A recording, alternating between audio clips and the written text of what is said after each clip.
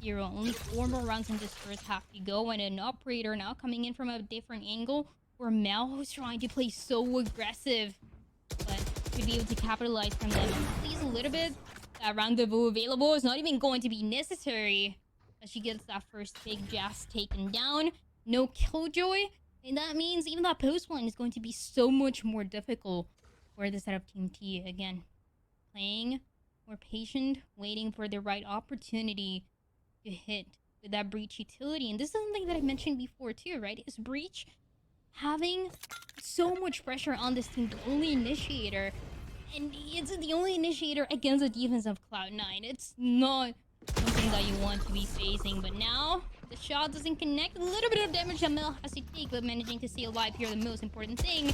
Jassy, if only she goes, is able to get 1 good for 2, potential 3, and there it is. Jassy able to do it so fine, making sure that no one else is going to push her, as the spy control is on the side of the defense. Cloud9 with all the advantage in the world to take this one to only erase satchels. The only thing available for this player, 92 HP, and Jassy will get this one over with 4 kills. Towards mid a little bit earlier, she would have been taken down so quickly, but one by one, and it was also setting up for that success. There was a dark cover coming in, not even expecting any other push for Team T. Another round here, round number 10. Showstopper very early on coming in for Jazzy. She's trying to take that map control, and she might just do it. It's so close. The Showstopper doesn't connect right around the corner. Jazzy's able to get away with that first kill. Windrace gets the other. And with that, making sure that no one's coming from behind, no one's coming for sewers. Mel with 2K, that collateral. She's able to get, yeah, and Enders. Only 2 members alive. That Cypher, that Omen. The last ones remaining for Team T are going to be playing back. They're going to ensure that they're not going to get flanked. But besides that, with an equal round with not too much to work with, you know it's only a matter of time before Cloud9 take over. Yeah, and that they will, Dryad. Hi, hey, hello. Hey. Good morning, good afternoon, good evening. And, yeah, so do you mind filling me in? I see we got a nice little replay here. Yeah, so it's been, it was a collateral, it was a 4K for Jassy. I think you missed quite a lot. Cloud9 haven't given a single round to Team T. It was an eco that we saw before. Finally, we're able to buy.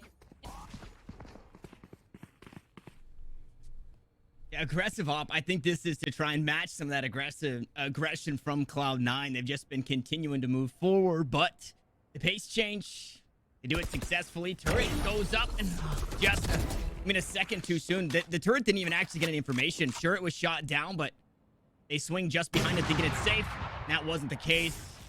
To go back to it with Mel and Katsumi holding down the B site. The spike, it's back in the spawn. It's going to be retrieved now, but only 2 remain.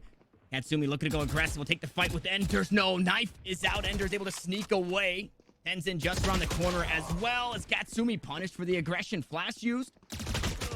1 remains. No, Aftershock remains here. Tenzin just gets run down. Now Enders gonna try and have to hold down the fort. 2 kills to go her way, but a 1v2 to try and secure this round. Spike in hand, and it's the long trek out towards the A site, but Aftershock, Fault Line, Rolling Thunder, it's all available here for the breach. The 1v2 to take here, and an operator as well as deal with Mel has been waiting for this one, but it's all the way towards mid. So that rotation, that post, might be built for success on the side of Enders. Could be the first round that Team T is able to get.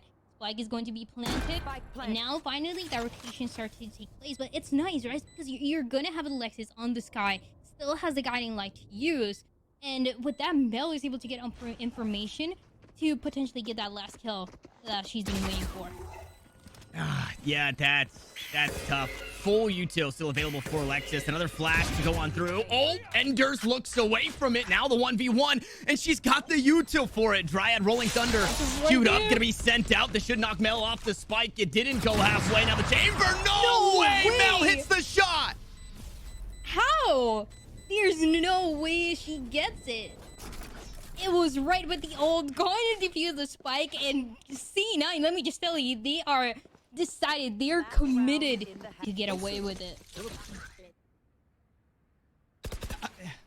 That's not allowed, Mel. That's not allowed. How? These shots, they're That's just crazy. warm-up shots. And then Enders did everything she could. It just, One enemy remaining. it should have been enough, but it wasn't. He can't even predict that, because it seems like Enders in that post plan, she was doing everything right. We saw the flashpoint, we saw that ult coming up as well, and it was Mel being stunned, barely able to see, and with an operator in hand. How she gets the kill, I'll never know. I don't understand. Just a really good chair that she has to have, because it is not something that we see often at all.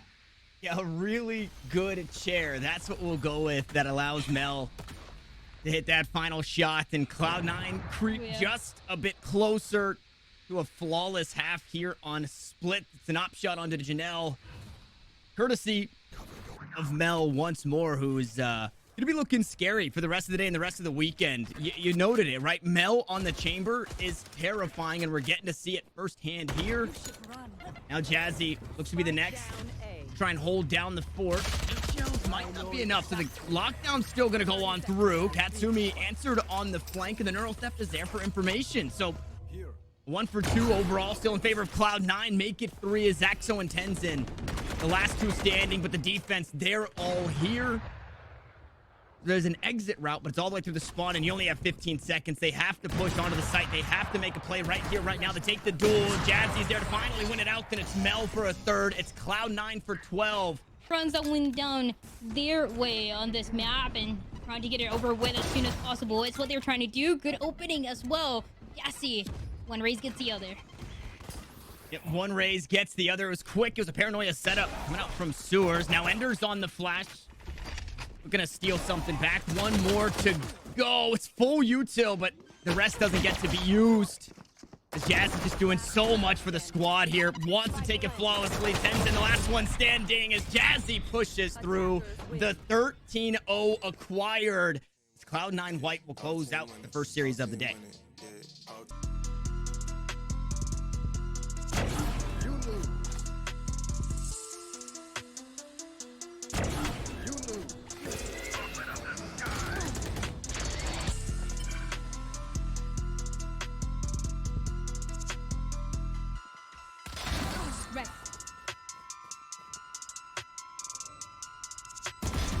Sit still.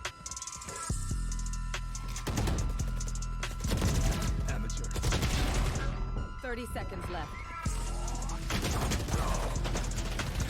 Spike down. One enemy remaining. Flawless.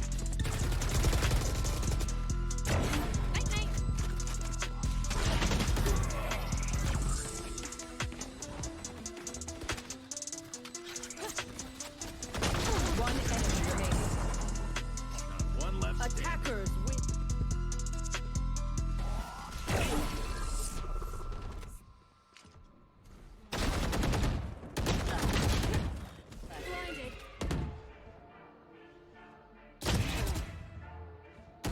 One enemy remaining.